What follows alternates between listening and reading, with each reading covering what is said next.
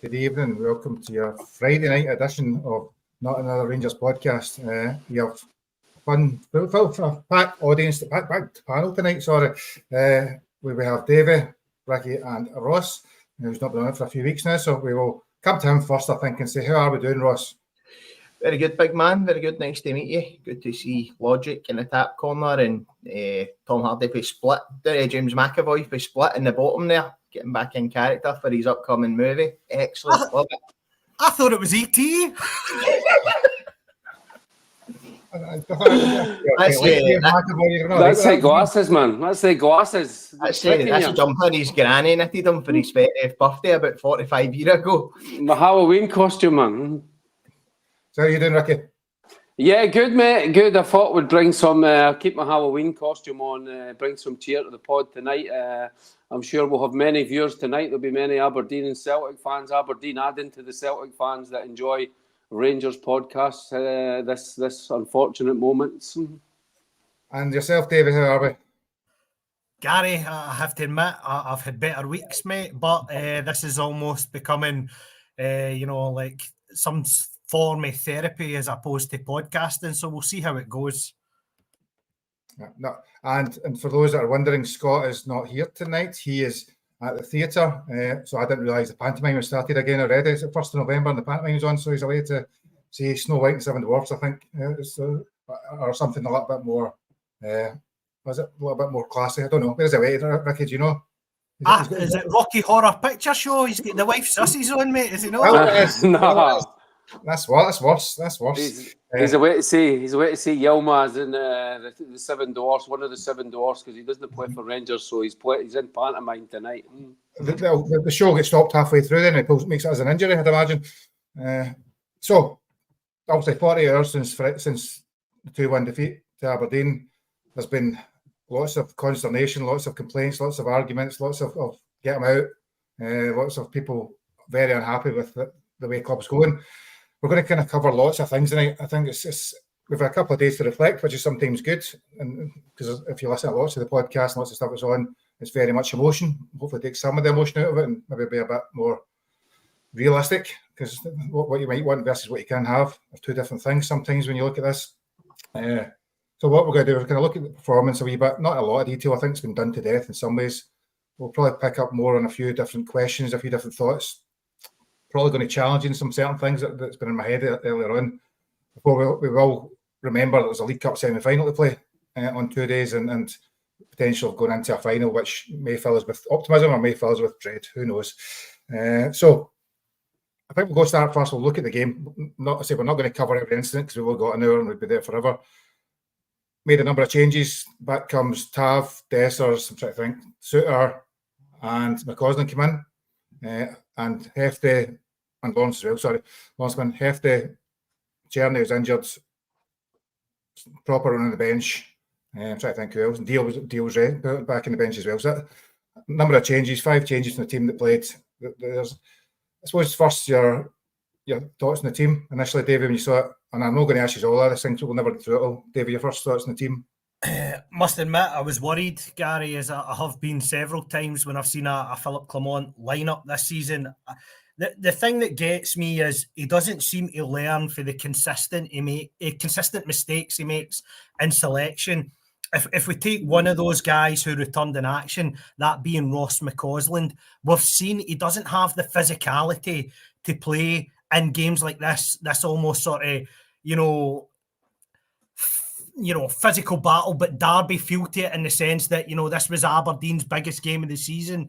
And if you look at his performance when they come on at Parkhead, he's too easy shoved off a ball. He offers nothing. The best sort of bits that you'll get for Ross McCausland is the last 10, 15 minutes of games where space opens up in the pitch and legs tire and he might be able to come inside the pitch, but he doesn't offer anything positive for Rangers to grasp onto and get as a sort of foothold in the game. The left back issue, again, he decides to punt Casemiro to left back.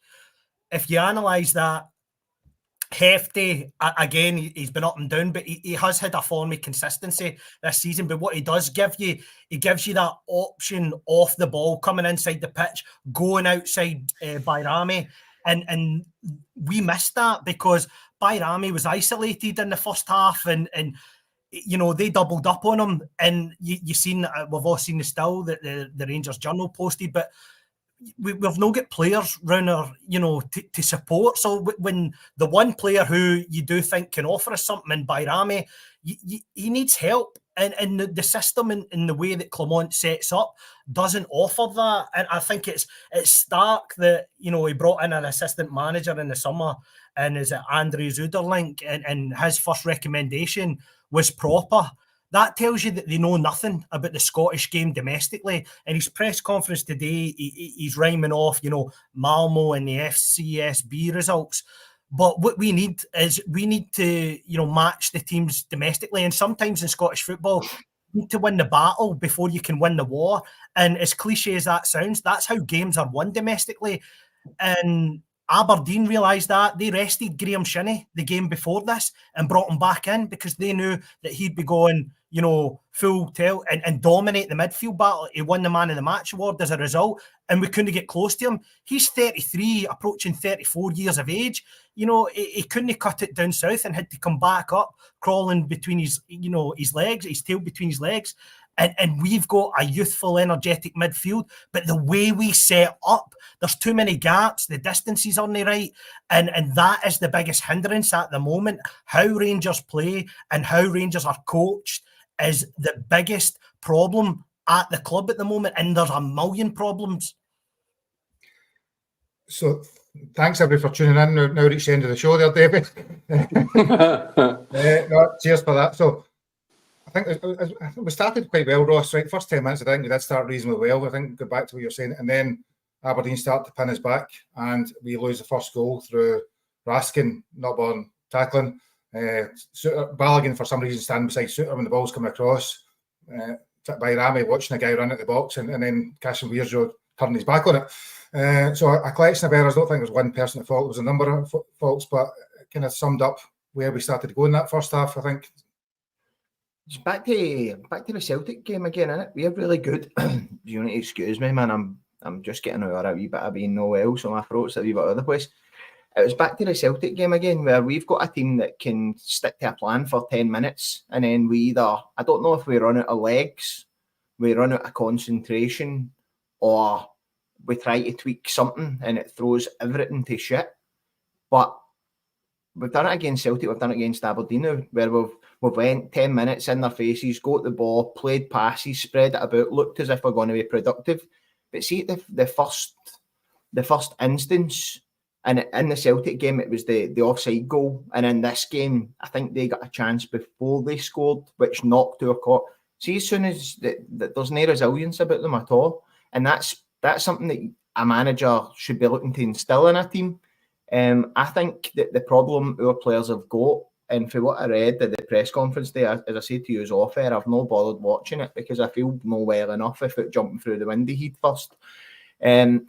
Is that they're having their egos massaged by this guy. I genuinely believe that. I don't think he's going in and shouting and bawling at people.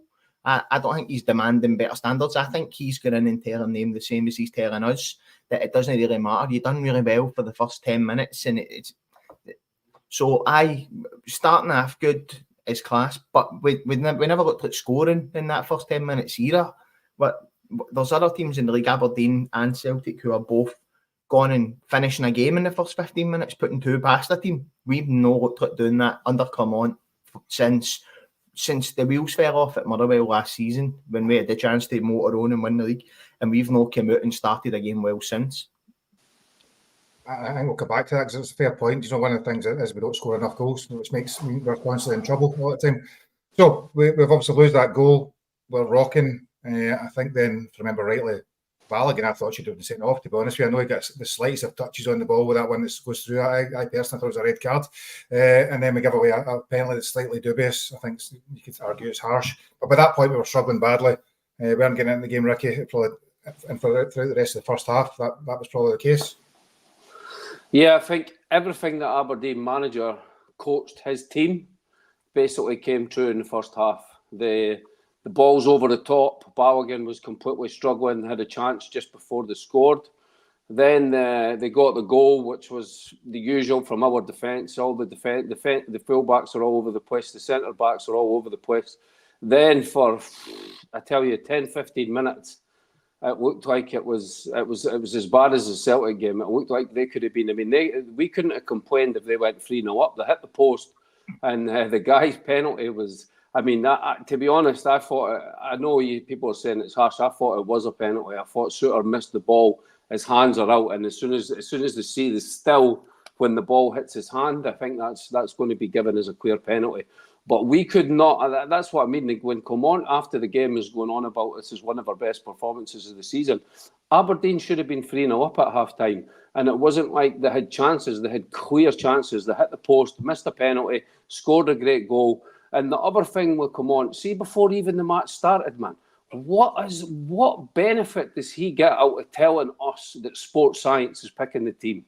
How does that set us up to watch the game when we hear it was the way that everything didn't work, right? Our defence didn't work. Barron got absolutely bullied in midfield. He was all over the place in the number 8 position.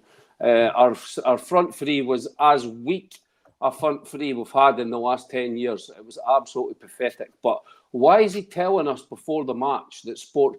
Like, just tell us, okay, Yefte's got a niggle and he's on the bench. I mean, okay, some of us ask for honesty, but he's doing himself no favours with this. Sports science has picked this player, he's done that. Sports science has done that. It puts all the fans in a bad mood. And I tell you what, mate, we were lucky to be in at half-time. I didn't think the goal was offside, but I thought it was a penalty. But we were very lucky to get in at half-time, 1-0 down. So David, we come to the goal. The goal that never was right on the stroke half time. We've done very little. We've not performed. However, it was a good bit of play. One of the few good bits of play. Rami cuts it back and McCausland puts it in. Now, having seen it, it's almost impossible to tell it was offside. Obviously, clearly the lines are the lines are the lines. So them the rules, but it was slightly unfortunate. And to be fair, much I don't necessarily agree with what Coman's views on it. Those marginal moments do impact the game. But it's a factual decision, Gary. So if we trust in the process that they draw the lines, then you have to take it at the face value that's there. And again, we can't be moaning, toenails as the manager puts it. At the end of the day, if we're being honest as Rangers fans, did we deserve anything from the first half? Absolutely not. The play did not merit it. And Ross McCausland himself must have gave the ball away in key places 5-6 times right in the middle of the pitch, and we get caught in transition. The cheap booking that he picked up as well, really disappointing. And for me, that's what the last 3 games he started, and he's been substituted at half-time as well. Doesn't reflect well on the manager, because it's just repetitive failure, and that's what it seems at the moment. We keep trying to do the same thing in the hope that it's going to turn. It's not turning, and it's not going to turn anytime soon. So that strikes me in some ways. You can think the new Scott Wright, who was taken off at half-time regularly before he left, when it was the same kind of scenario. You play a game, or come off the bench, play well, start the next game, half-time, hooked. So when half-time comes and goes, we bring on Sterling for McCausland, who, as you said, struggled badly. I think for the next 20, 25 minutes, I'm trying to remember off the top of my head, but we were playing pretty well. We were dominant in the ascendancy. We were pushed quite high up. I think Sterling done more in the first few minutes in terms of winning the ball than McCausland done. So, and then we get an excellent goal out of a moment from Bayram. He beats 2 or 3 players, Ross, and I certainly looked up for the TV. Wasn't expecting that moment in time. It's a great finish, but everybody's now twigging onto it. I've been saying it all season. We don't have a game plan. We're relying on Tom Lawrence to score a 25-yarder. We're relying on Bajrami to take it in. For a while, we were relying on Dessers, who scored 7 and 7 at the start of the season. God, how much do we regret backing him at that point? But we're a moments team, not a team full of moments. On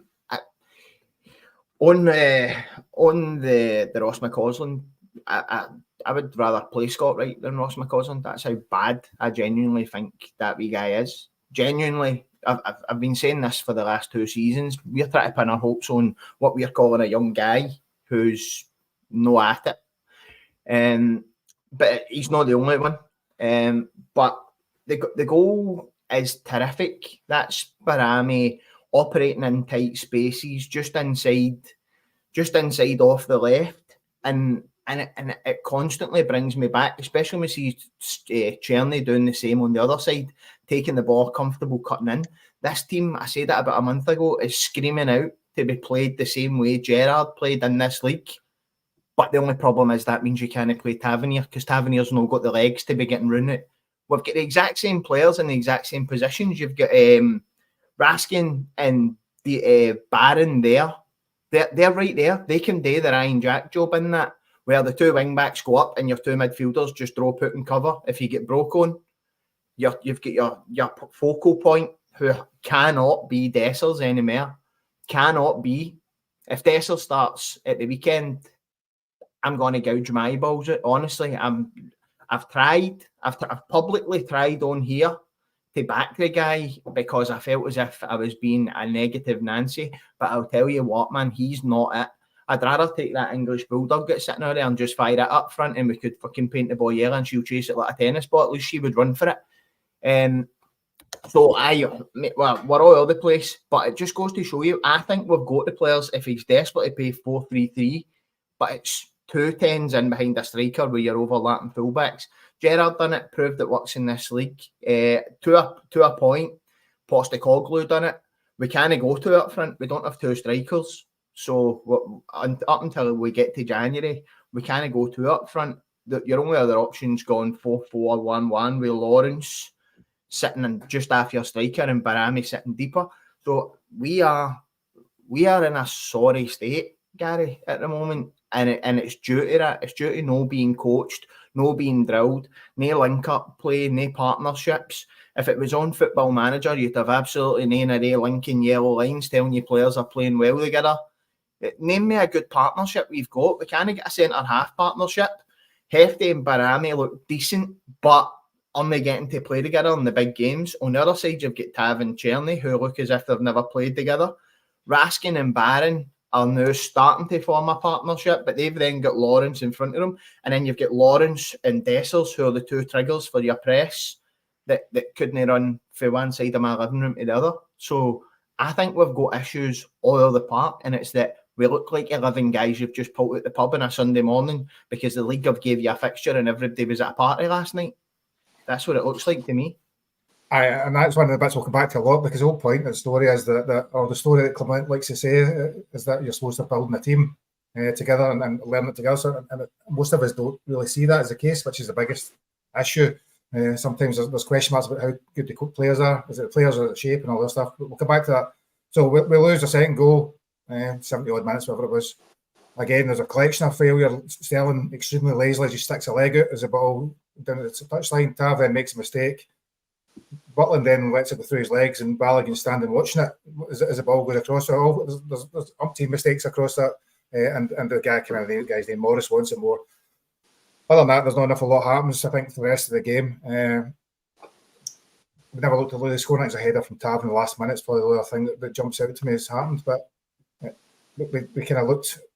Second half were very much in a sense, but lost a stupid goal. Really, I don't even remember them doing much else either, which was a disappointing thing. Losing cheap goals. Yeah, no, it was a terrible goal to lose, Gary. Just getting back to what Ross is saying, this is the most frustrating thing about the manager. It's not just the stuff he speaks about and stuff like that. It's also we come out with suggestions because we've been watching our team. We don't pretend to be football managers, mate. We're not. None of us have got any experience. We're just like we're fans that love our team. But I honestly think that Clement thinks he's doing Glasgow Rangers a favour by being our manager, and he thinks that his system is perfect. Everything he's trying to do, it's the players' fault. It's everyone else's fault. Him and his team are the thing that's absolutely right. I actually think he believes the nonsense that he was saying today at the press conference. I don't think he's saying it. And like I agree with what Ross said earlier as well, and what Davey said. He's going into the dressing room and telling the players and telling them, okay, guys, okay, we're a new team. We're going to get better. It'll be better in November. If he's saying that to the players, and we've lost McGregor, Davis, we've lost these sort of characters that would be saying to the players, guys, this is no good enough. Tav's never had that in his character. And Tav's press conference today, by the way, I'm sorry, Gary, I know you think he's been all right this season. That was just as bad as the managers. How he can turn round and say my forum has been good this season is absolutely mind-boggling, man, because he's a big part of the problem with Mr. Invisible Man in the number 9 position. So for him as Rangers captain to stand in a press conference and say that he's been playing all right this season, he's happy with his form, and everything, and it's not just the Rangers fans, all the other neutral pundits are all saying the same thing.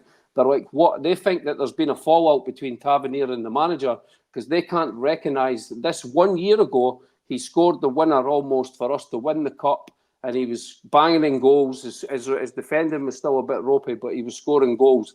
Now we're a year on, and his form has fallen off a cliff. Everyone's noticing it, but he's telling you, it's like everyone at the club is absolute sleepwalking, and it's just, I don't know. For me, the only way we're going to fix this is by the fans letting the players and letting the manager know that it's not acceptable, and that's what needs to happen for me going forward there. So, I mean, I'm not going to argue with Tav because I've watched the game back again. I'm not going to have that argument. The one thing I would say, and the only defence I'm going to give, is that at least 5 crosses in that game were outstanding that we should have scored with. And Gary, yep, and that's it. But that's it. Well, what did we say? What did I say the last pod? Right? What did I say the last pod? We put crosses into the box from the left and the right. Dessers is almost on the fucking halfway line. Sorry to swear, it's past 9:30. YouTube, don't get me in trouble. Dessers is almost on the halfway line. Lawrence can't move. There's nobody in the box, mate. It's like Tav put in 3-4 great crosses, but none of them are proactive. We know what Tavernier's going to do. And that's like, it's so frustrating, it's unbelievable. And that's, I'm not going to argue about him because that's the only thing I was defending slightly is the fact that he is still delivering things that nobody else can actually get an end on. There you go, mate. You've done more defending than he does all season. I'm not that more scoring.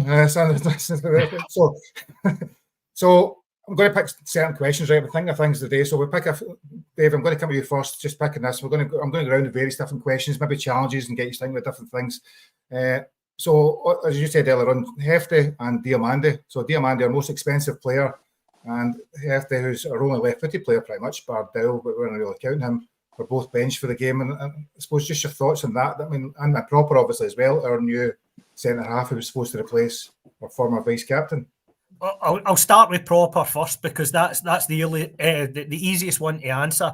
He's not the profile of player that we require. I said on this podcast pre-season that he made the decision that John Souttar was going to be his ball-dominant centre-half, and he was letting Goldson go. So the guy to match that had to be of a profile that was a physical, attack the man, attack the ball type, because you need chalk and cheese to complement each other, and that's what we're missing. We also have a distinct lack of recovery pace. When we want to play in a game where we think we're going to get caught in behind, we play a 36, approaching 37-year-old Leon Balogun, who's supposed to be fourth choice centre-half to address the situation. So how Robin Proper was scouted as someone that would be, you know, a useful addition to the side is a big worry for me, that the coaching staff don't understand what's required domestically or what's required at Rangers. I'll take your point about Diamande and Hefty. If we touch on Diamande first, 4.2 million transfer fee. The way that we play, as Ross alludes to his facial expressions, it's a sore one. That's a heavy investment that's cost us severely. Is he an improvement on what Glenn Kamara was? Can he play a Glenn Kamara role in a Steven Gerrard formation? You'd have to question that. And again, it's down to physicality. He might be neat and tidy in tight spaces, but is he what we need? Could you have spent that 4.2 million domestically and get 2 players for that would have improved your squad? Look at the young boy at Motherwell, Liam. What's his name? Lennon. I knew it was one of the. Can't I say the name on the podcast names, but you know what I mean. Save myself there. But that's what you have to take into account. The fact that they're not addressing what's required. At the end of the day, see, to win this league, all you need to do is beat the other teams out with Celtic and then match the old firms at least 50-50, and you've got a pretty good chance of winning the league. And I get you might have the odd result here or there that'll falter, but if you look at what's required domestically, that is what our coaching staff, our recruitment staff seem to be failing. That is what the biggest main concern at the club is. And again, Hefty, as Ricky touched on, as Ross touched on, the fact that sports science are almost reliant upon influencing Clement, that boy will offer us something in a game where you think that he'll do running off the ball and take players into, positions of the pitch that they don't want to travel in terms of opposition. You would have Nicky Devlin going back the way more often than not on Wednesday night than he was coming forward. And the reason that was because Casemiro was sort of cemented in his position, very rarely crossed the halfway line. Yefty gives us that. And unfortunately, Clement's decision to rely on sports science there, I think, is unforgivable. And it's at least maybe 6-7 times he's done this in a press conference over the last 8-9 months, where he said that, the team selection is heavily reliant on the recommendation for sports science. We don't pay sports science to manage the football team. That is a manager's decision. Yes, you can take the recommendation, but you make the decision yourself. And unfortunately, far too often than not, I think Clement makes the wrong decision. So leads us nicely on to Clement then. Ross, I suppose, what makes you think, I'm going to ask you a question, what makes you think sacking a manager is going to stop the decline? So Gio was a proven successful manager, didn't succeed. Beale was a tactical genius who won his 55, didn't succeed. Clement's a proven 3 times winning Belgian manager and didn't succeed. I suppose the question is changing the manager the answer, or is there something fundamentally wrong behind that? I think my personal is we need a change of manager, right? Undoubtedly. But the first mistake each of those managers that you've spoke about, they've come in and tried to make chicken salad out of chicken shit, rather than coming in and saying, I've watched the last 6 months of football. You'll need to give me that armband, mate, and you'll no be starting. You've not played well. Desser's lovely big guy, but you're no cutting it. What? Van Bronckhorst came in and tried to make something out of Gerrard's team. Then Bill came in and wanted to be friends with him all. So somebody's got to come in and gut the place. We said this all summer. We had to gut the place. The first thing I would do, get a new captain. Somebody that's got to drive the team on. This is another manager that James Tavernier and that kind of, we've got rid of some of them, the senior leaders group, as we like to call them. A gang, just a gang that are running the dressing room, but no running it in the right way. For me, it sounds like, obviously I've never been in the dressing room, but it sounds to me like people that are no scared to down tools when the gaffer is under a bit of pressure or is putting a bit of pressure on them. Because you're not going to tell me that game the other night, Rangers Review, here's my weekly shout out today, boys, had the graphic on their Twitter the other day in the 13th minute of the game or something. Barami's breaking up the left, and we've got not one player arrives in the box, and we're on the attack for about 15 seconds. Barami holds the ball in the corner, waiting on somebody. So you're not going to tell me the players are busting their arse, and too many managers we've brought in are scared. To me, scared to come in and make a big decision. So I don't think you can carry on with the gaffer you've got if it's not working, Gary. I would ask the question: what's changed? What's got better? If anything, Barami's come in and he's now played out of position. So that's, although he's doing a job out there, we're not playing him in his natural position. That's more money wasted. We sanctioned Cortez. We've got 3.5-4 million quid in next year's budget, who can't even play. He's been at the club for a year and he's played about 7 games. And we've Niels Coppin and I said Matt Warburton and Clement have agreed that we're going to pay for him. Dessers is still cutting about. So we need a manager that's going to take the shite he's got and make something good with it, rather than taking his philosophy of what football is and battering the shite into it with a big hammer, because the shite's now spilling out the sides and folk are getting sick of it. You see it.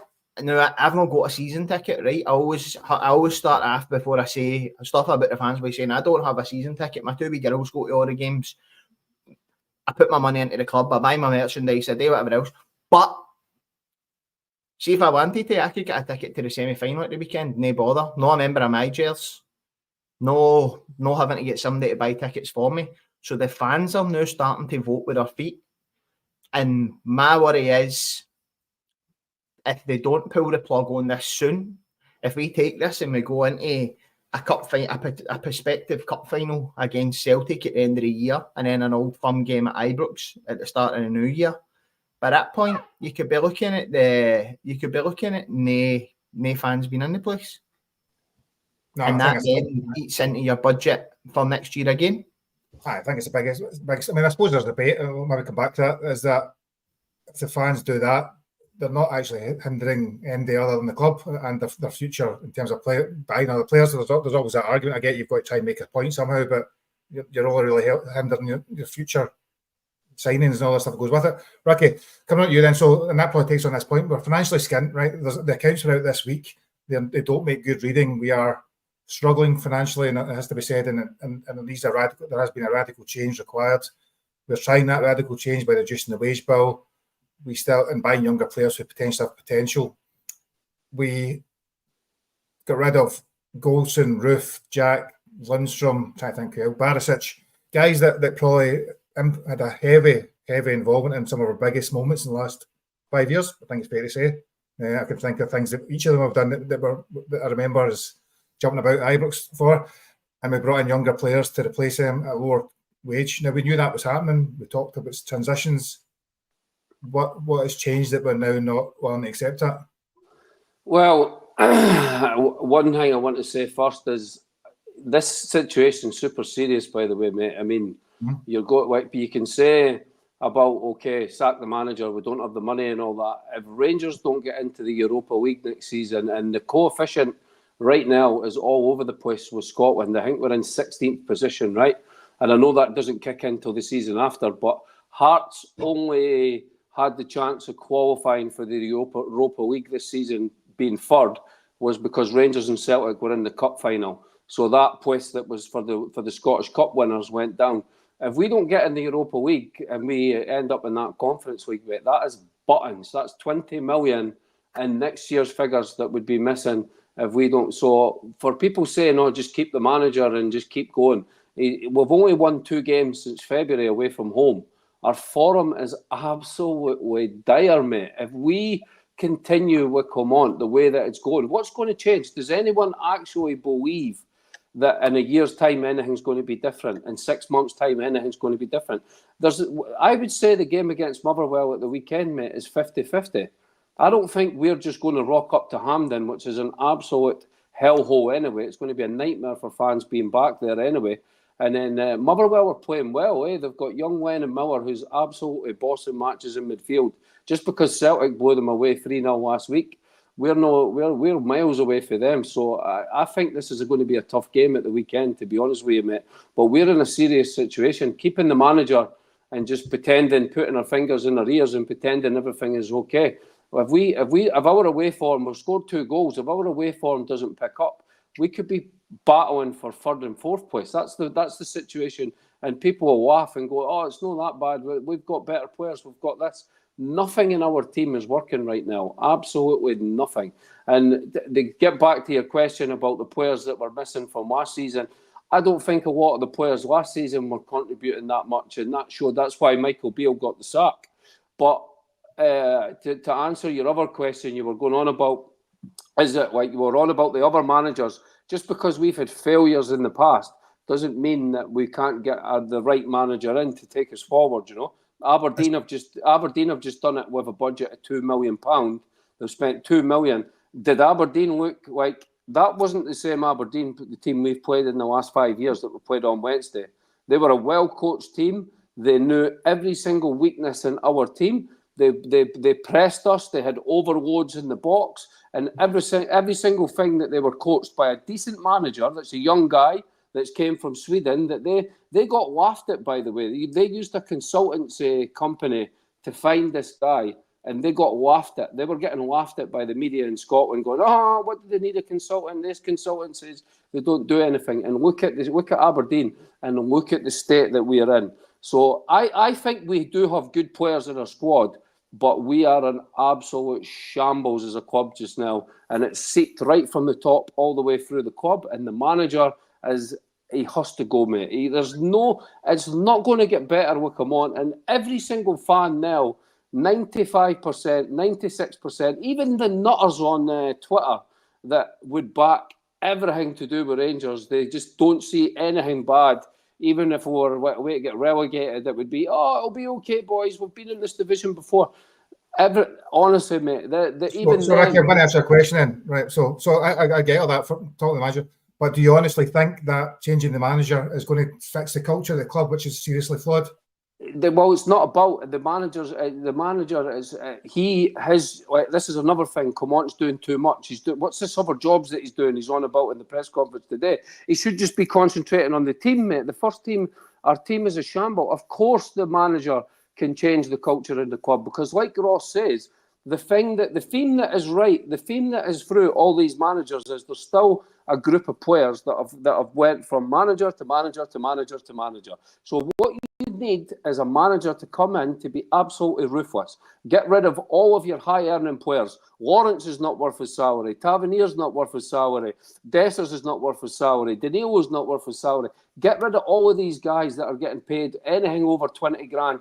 Get rid of all of them. Get a Scottish core of players in. And the only player that you're paying a little bit more money is players that are worth it, that you've scouted properly, 3 or 4 gems that they with the other Scottish players, that you get that identity going back in the club, and fans will get behind that, because right now the only thing that we're doing is going backwards, mate. That's Dave. I'm going to come to you. I bet you probably have lots of things you want to say, so I'm going to give you a slight chance to pick up on that before I'll pick a different question for you. Obviously, if there's anything that I see you nodding at different points in time there. No, I just agree. I know you're talking about the sort of, will anyone change the culture? I think a new manager would change the culture. I think an interim manager would change the culture. No, I don't want to let anybody that's watching the podcast know, but I was speaking to a former coach at Rangers this week directly about it in regards to what they would do if they were offered the job in an interim basis. And I certainly think that there's a scope out there that people know what the problem is. And I think that there's a grasp there that someone would find that as an opportunity to either make a name for themselves or show that they could do something, certainly in the interim. And I see it as a motivational tool. I genuinely believe that if you change the manager, it changes the culture. I agree with what Ross says earlier on as well. If you change the captaincy, that changes the culture. Now, I know you slated numerous players in the build-up to the second goal, Gary, but if you look at the captain's response, he sticks out a half-arsed leg attempt at trying to get it. You should be taking ownership of that situation there, and you're either in for a full-bodied challenge at that point, or you don't make the challenge at all, and he just does neither. And that sets the tone, that sets the example. If that's what the captain is showing to the rest of the teammates, look at them, they're down tools. And I know Marvin Bartley says he spoke to someone within Rangers, and let's be honest with you, it's James Tavernier. He's just not get the bottle to name James Tavernier, and he says he'll outlast the manager. That's the problem. Players here think that they are above the Rangers manager. The Rangers manager has to be of a character that's above any player, and for far too long that's not been the case. Our last proper manager was obviously Walter Smith, but since then Steven Gerrard was getting to that point. I can't remember anybody in the Rangers squad that wouldn't have had the respect of Steven Gerrard, and I really question whether this current squad have the respect or have, their ideology is that they respect the Rangers manager. They don't. That's clear for all to see. So on that then, so what makes you think then, forget that, so we're getting into the manager, what makes you think any manager worth his salt would want that job at Rangers? So it's a disillusioned fan base, it's got a poor quality squad, there's no money to buy players. What would make that attractive? People talk about Graham Potter or Moyes or whoever it is, what a lot of nonsense. Why would they come there?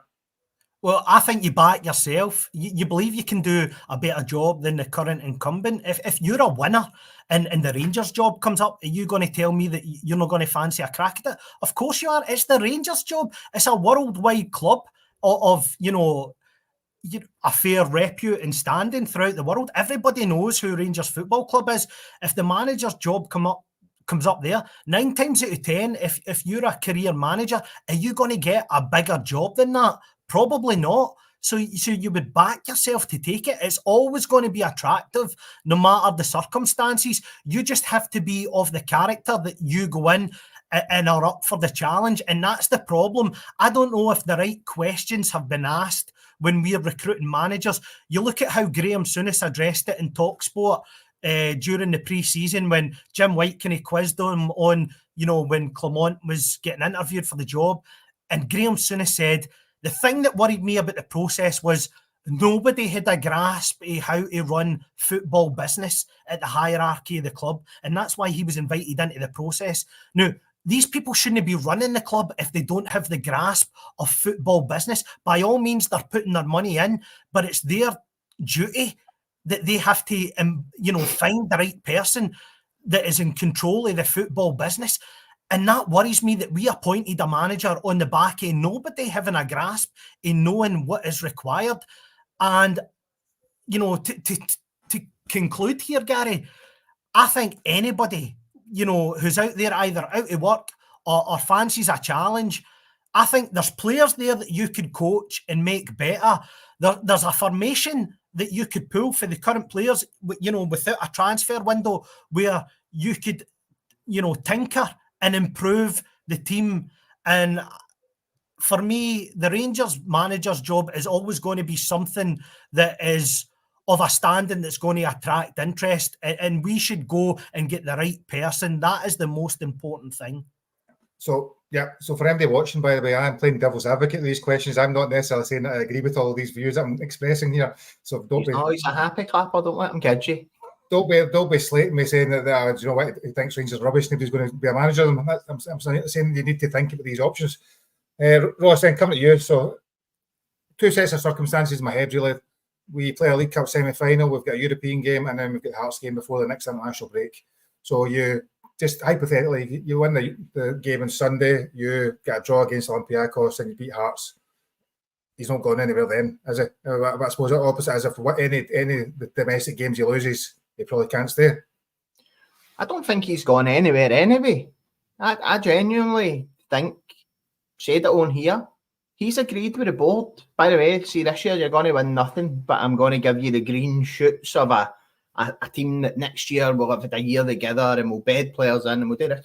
Mate, I know what you're saying there, and it's going back to your last point a wee bit that you took to the 2 boys, but you're telling me, is there anything, you're asking me, sorry, is there a new manager going to make a difference? Now, there's 4 of us on here who I would think are maybe used to a bit more than me, cultured, elegant, watch Rangers, understand, love the club, know a bit about football. Would James Tavernier be playing in your team every week this season?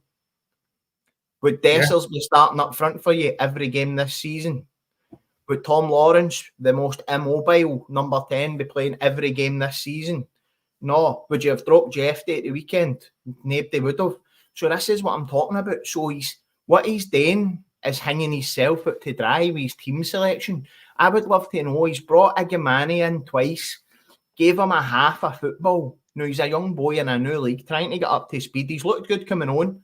Why can we not give him 90 minutes and say to the boy, listen, you're in for the next 3 or 4 games. Dessers has had the last 8 games and done the fucking middle of Parliament. So why can we not put that faith in a young guy and say, you've got the jersey, regardless of how you play, and take that weight off his shoulders? Because what's happening here is we've got a young guy coming in to play for our team. with the expectation of 50 fans. The shit's hit the fan. Things are not going great, and he's going out there thinking, I need to score or else I'm going to get hooked at half time. And that puts an undue pressure on him, because you see, even a Gamani, for the first time you've seen him where he wanted to hold the ball, he's now dropping away back beyond Lawrence to try and do the running of two men to try and impress. You've got Kassan Weirzo, who's played everywhere apart from right back, to accommodate the fact that and again, Ross McCausland, right, I don't agree, but when you sub him off, rather than bringing on a Hadji, we end up with 3 right backs on the park again.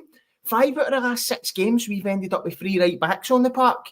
And 2 of them, we've ended up with the worst right back out of the 3 of them, playing on the right wing, because we're scared to take him off. Just take him off. James Tavernier came into this team punting fucking Herbalife and American Bulldogs, and he's done it. He's got enough off us. We've repaid him in kind. He's repaid us with goals, but see now he's offering us nothing. I'm sure there's still a fucking licence on his Herbalife account that he'll be able to make a bit of money on the side. If that's the issue, if he's not getting appearance money, he'll clip ears off big scary dogs and shit. Mate, I don't understand why we've got this reluctance to drop this core group of players, and Dessers is becoming one of them and all. The undroppable. 8 games he's not scored in. Now, people's opinion, mine hasn't, but people's opinion this season's changed on Shankland on a free next season. I don't want him, he's not scoring goals. Neither's our centre forward. We need to give, if you're going to say this year we're going to win nothing, right? And by the way, we're not winning jack shit the way we're playing. But we need to then start investing and letting. See, if we were playing a team of younger players and maybe results only gone, it wouldn't be as bad as it is now. And like, I just think a change of manager, somebody to come in and freshen the place up and make the big decisions. Because right now, it's not even a big decision to drop Tavernier. The majority of the fans would be behind it. It's not a big decision to give Igamani 3 or 4 games run at it. But we're not doing it. So for me, that's the culture. It's the culture, or else the manager thinks are the best options he's got at the moment. So if we're going to then, is a press conference about one question before we move on to the preview. So he talks in his press conference about, I've told you effectively it's a project. You don't really, I've not been able to tell you that the money wasn't there. I've had to do this, I've had to do that. We know what we're doing as a club. We know what we're doing. Our plans are. He's arguably agreed a new deal. Some would say, I mean, logically, it might tell you what he's done is agreed a longer contract and reduced terms. That would maybe make sense. But he's telling us, the board's telling us, a transitional season. At what point do we think there's scope for us to look at a transitional season, or is there not? Because we said at the start of the season, yeah, we'd understand losing if we see. Well, Gary, I mean, transitional season. Listen. You said, hypothetically, if he beats Motherwell, gets the draw with Olympiacos, beats Hearts. Now, the way that we're playing right now, that is, I wouldn't be putting, if I was putting my money on something, I wouldn't be putting on us getting the 3 results, to be honest. And then if he does manage to meet Motherwell, then we've got 2 Celtic games coming up. And we are, to me, right now, we're like Pedro, Coutinho, sort of performances that we're putting on. So if we go and play Celtic and they absolutely turn us over at Hampden and their fans are going wild, and then it's the same. To me, I agree with you. I don't like boycotting matches. I don't like Rangers fans not turning up for matches. For me, I would rather the fans turn up and they let the manager know that it's time has come to an end. I would rather it was that way, and they let the players know as well that it's not good enough. To me, that's the Rangers way. Not 10, 20,000 turning up at Ibrox, 10,000 turning up at Hampden. So for me, I think most of the fans are there already, and there's no way fans are going to accept a transitional season. We can't afford to accept a transitional. I don't think the accounts that came out last week were absolutely mind-boggling. Like, we were supposed to have saved the 10 million that was the big hole last year, and then suddenly it's up to we've lost 17 million. I mean, that was I was stunned when I was trying to go through it. I was absolutely, we're wasting money like you would. Honestly, Rangers are like my wife. The more money you put on the table, and we manage to get, there you go, the more it just disappears out the back door, and then more of it disappears, you know.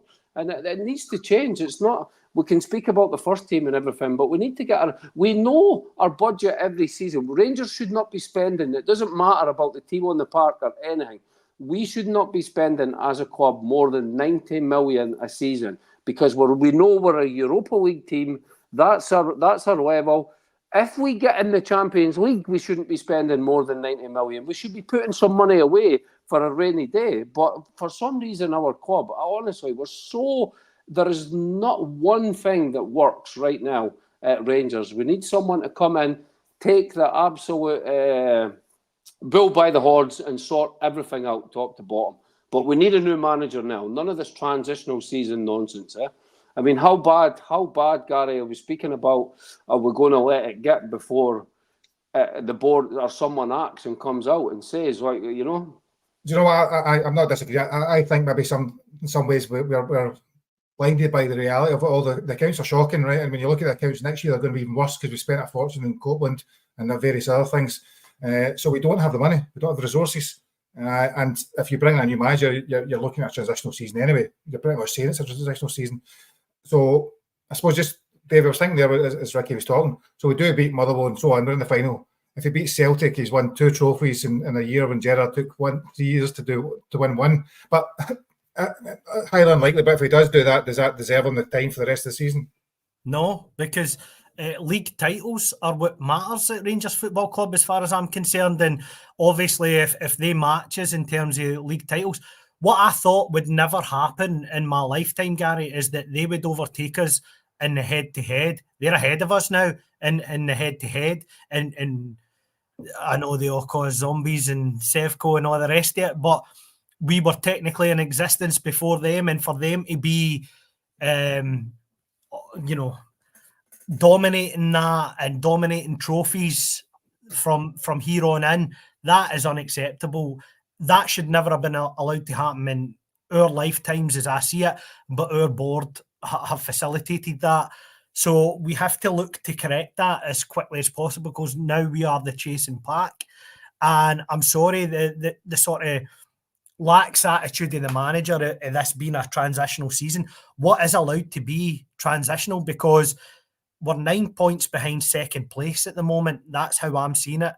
And with the coefficient being affected, you're looking that you would play qualifiers for the Europa Conference League if you finish third. That is unacceptable. And then you're talking about budgets. So we're already paying Champions League prices for Europa League football. So what would they then be able to charge for Conference League football next season? That would then be a budget constraint if you're looking at 8 games, 4 at home next year in the Europa Conference League. What would be the maximum they could charge? You would think they couldn't charge any more than £35 probably for the Europa Conference League. So we're on a downward spiral if we don't at least finish second. And I think you have to act at this point, because if you don't act, things are only going to get worse. And yes, you might win the League Cup, but the League Cup doesn't have any merits other than you've got the trophy in the bag. The league is the most important, and that is the thing that we must address as quickly as possible, because if we don't, we're going to be financially hindered. We're going to have, the titles continuing to go, in our rivals' favour in comparison to numbers over us. And again, we're only going to continue that, downward trend. We have to look to at least match them in domestic games over the course of the season, where it's, 2 at our midden, 2 at their midden, and both of them, you're at least 50-50. Otherwise, game's a bogey, mate. So we've spent the best part of 55 minutes dissecting press conferences and Aberdeen game and so forth. The last couple of minutes, I think what we'll do is we'll just pick on the game on Sunday, because as we are maybe looking forward to a semi-final, and we can't take the amount of trophies we don't win. We can't take going into a semi-final and trying to reach a final is something we should take for granted. So, looking at the team you would have in place, Ross, what team would you have? Can I just say before we start, I'm looking forward to this semi about as much as the missus looks forward to mine. It's not much. It's not much. It's not much at all. Mate, I think Hefty comes back in, doesn't he? He's got to. Suter plays other side of that.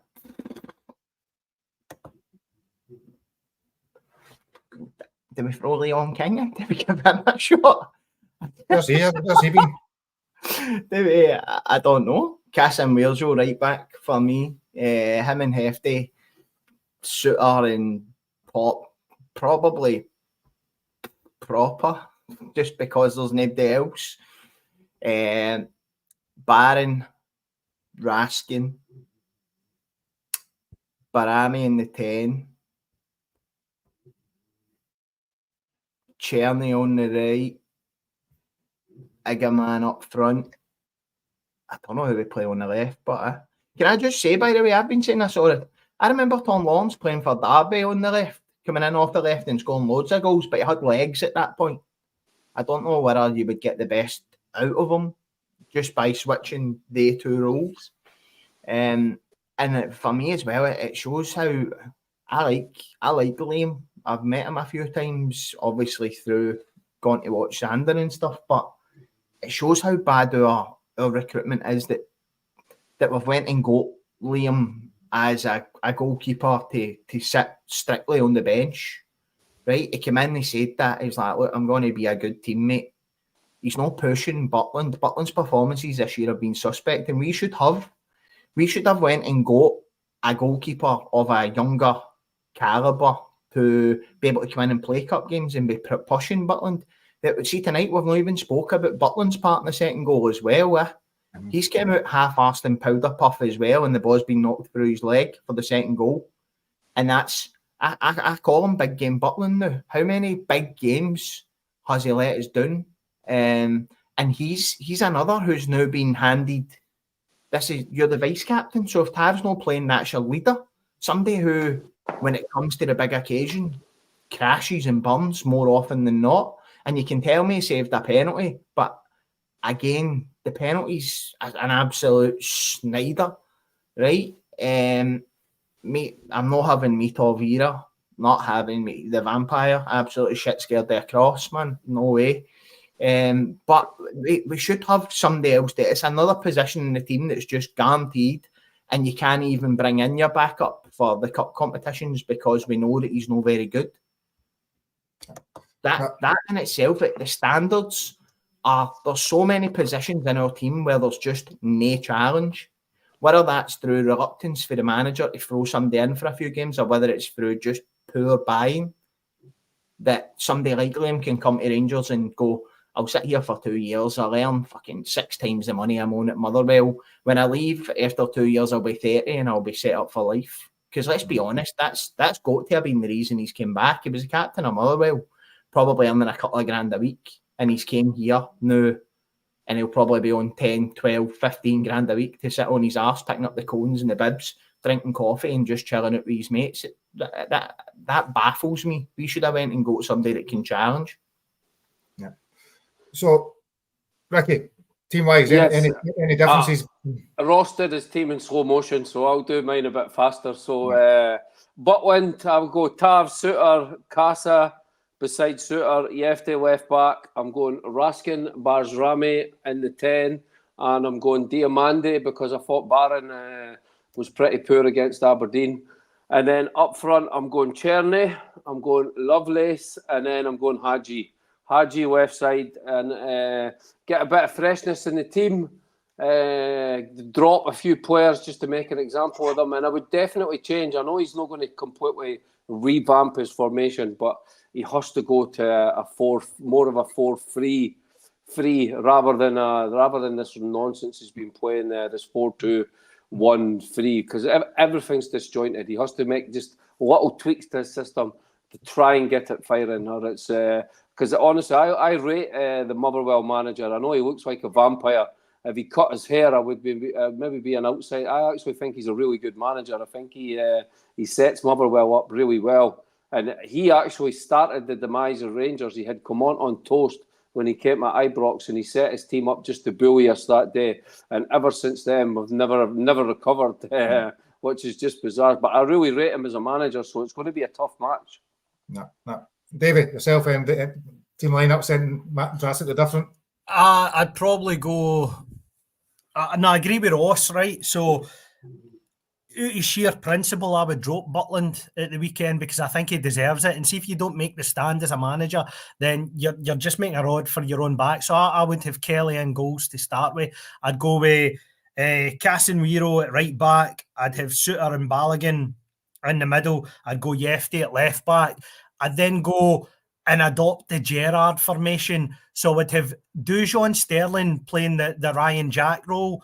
I'd have Connor Barron playing the Glenn Kamara role, and I'd have Raskin as sort of the free man attacking the spaces, moving in about. I'd go 2 number 10s and Hadji and Bijrami, and then I'd go with Igamani up front, because I think if you've got Igamani and you play him up front, right, and you send the ball up, if you play 2 number 10s that are in close to him, then he might get a bit of joy and grow in confidence, because that's 2 technically gifted footballers right behind him, supporting him. That would allow him the spaces to move in behind, and they would find him.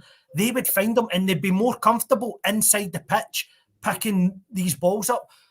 If you take Tav out the team, then it eliminates the need for the opposition to target us down the sides. And I genuinely think, as Ross rightly pointed out earlier, if we adopt the Steven Gerrard way of playing with the players we've got, we would get more sort of bang for your buck at the moment. Yeah. Czerny's might not be able to play because, last we've heard he's ill. And see, the thing about Czerny as well, he's not our player, so I couldn't really give a fuck about him. I'm sick of doing the thing about on loan players. See, at the end of the day, this is Rangers. He's not our player.